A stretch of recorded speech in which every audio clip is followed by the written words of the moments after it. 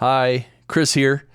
So let's talk about popular mastering software and popular mastering plugins for podcast production. All right, so you're producing podcasts, it's great. And that mastering step, which is the very last step where you adjust the final level, you can also add a little more compression and EQ just to tighten it up and make it perceived to be a little louder and more upfront and easier to hear over background noise for the listener. So one popular option is, and I'm just, for the love of Pete.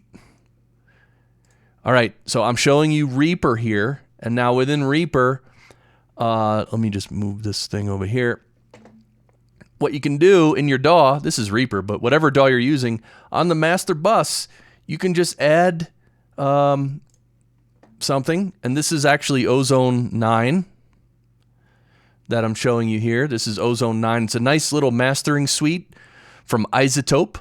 So it's iZotope Ozone. This is 9. I think Ozone 10 is out. I don't have 10 yet. But you could see you can use a little bit of EQ, a little bit of maximizer, which is basically a limiter. It's really a limiter. And then of course a multiband compressor. You can do that, and there's a bunch of other, an imager, an exciter. There's a bunch of other mastering stuff you can do in here. Of course, don't forget the mastering phase is you're not doing any heavy lifting. You should just be sweetening the audio just a little bit, make it a little bit better, finalize it, and get it out the door. Another option, and so I actually don't use Ozone anymore. I used to for my mastering. But now all I use is a dual stage compressor, which is this one, which is the Aquamarine 4. And it's a dual stage compressor, so I'm not even using any EQ on my mastering. I just run it through some gentle compression with this Aquamarine 4 because it sounds amazing. Another thing you can use is Auphonic. A lot of people use Auphonic, right? Auphonic.com. I'll link below, but you can, upload your audio.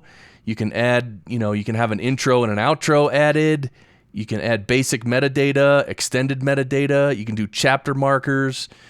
And of course, output file format. And then of course you have the audio algorithms here, which is the adaptive leveler. This sort of levels out each participant so they all sound about the same volume. Filtering is just rolling off a little bit of low end. And loudness normalization, well, that's where you're going to pick your loudness target. They also have hum and noise reduction. So a lot of people use Auphonic just as the final mastering step for their podcasts. And that's pretty much it. Hold on, let me switch back to me here. And then, so you can use individual plugins. You can use something like Auphonic. You can use something like Ozone. And also, don't forget, each DAW has built-in plugins, right? Built-in processors that you can use. Usually they're not the highest quality ever made, but a lot of times they're good.